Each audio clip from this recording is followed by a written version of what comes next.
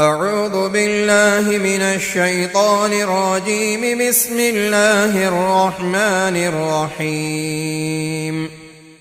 الرحمن علم القرآن، خلق الإنسان علمه البيان. الشمس والقمر بحسبان، والنجم والشجر يسجدان. والسماء رفعها ووضع الميزان، ألا تطغوا في الميزان، وأقيموا الوزن بالقسط ولا تخسروا الميزان. والأرض وضعها للأنام، فيها فاكهة والنخل ذات الأكمام، والحب ذو العصف والريحان. فبأي آلاء ربكما تكذبان؟ خلق الإنسان من صلصال كالفخار، وخلق الجان من مارج من نار. فبأي آلاء ربكما تكذبان؟ رب المشرقين ورب المغربين. فبأي آلاء ربكما تكذبان؟ مرج البحرين يلتقيان، بينهما برزخ لا يبغيان. فبأي آلاء ربكما تكذبان؟ يخرج منهما اللؤلؤ والمرجان. فبأي آلاء ربكما تكذبان؟ وله الجوار المنشآت في البحر كالأعلام. فبأي آلاء ربكما تكذبان؟ كل من عليها فان، ويبقى وجه ربك ذو الجلال والإكرام. فبأي آلاء ربكما تكذبان؟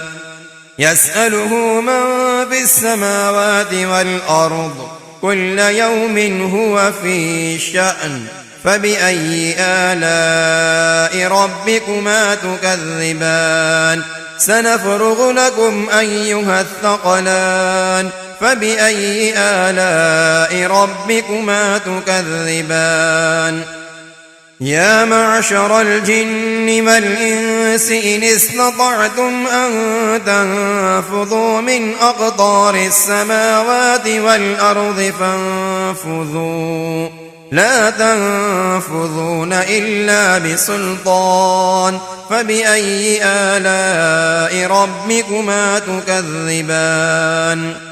يرسل عليكما شواظ من نار ونحاس فلا تنتصران. فبأي آلاء ربكما تكذبان؟ فإذا انشقت السماء فكانت وردة كالدهان. فبأي آلاء ربكما تكذبان؟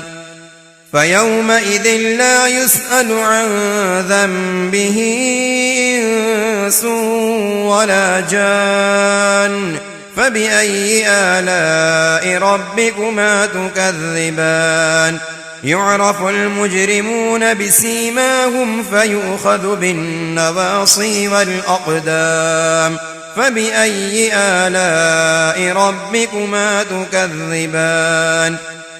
هذه جهنم التي يكذب بها المجرمون، يطوفون بينها وبين حميم آن. فبأي آلاء ربكما تكذبان؟ ولمن خاف مقام ربه جنتان. فبأي آلاء ربكما تكذبان؟ ذواتا أفنان. فبأي آلاء ربكما تكذبان؟ فيهما عينان تجريان. فبأي آلاء ربكما تكذبان؟ فيهما من كل فاكهة زوجان فبأي آلاء ربكما تكذبان متكئين على فرش بطائنها من استبرق وجنى الجنتين دان فبأي آلاء ربكما تكذبان فيهن قاصرات الطرف لم يطمثهن إنس قبلهم ولا جان فبأي آلاء ربكما تكذبان كأنهن الياقوت والمرجان فبأي آلاء ربكما تكذبان هل جزاء الإحسان إلا الإحسان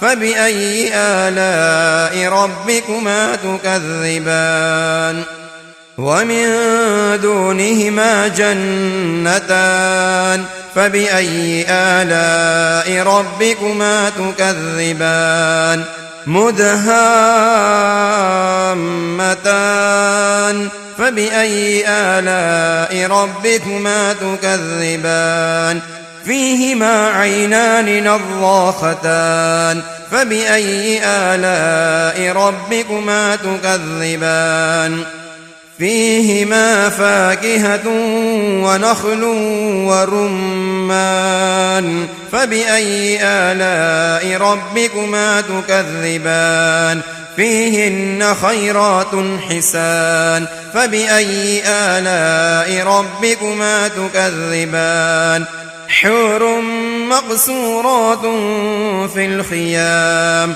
فبأي آلاء ربكما تكذبان لم يطمثهن إنس قبلهم ولا جان فبأي آلاء ربكما تكذبان متكئين على رفرف خضر وعبقري حسان فبأي آلاء ربكما تكذبان تبارك اسم ربك ذي الجلال والإكرام صدق الله العظيم.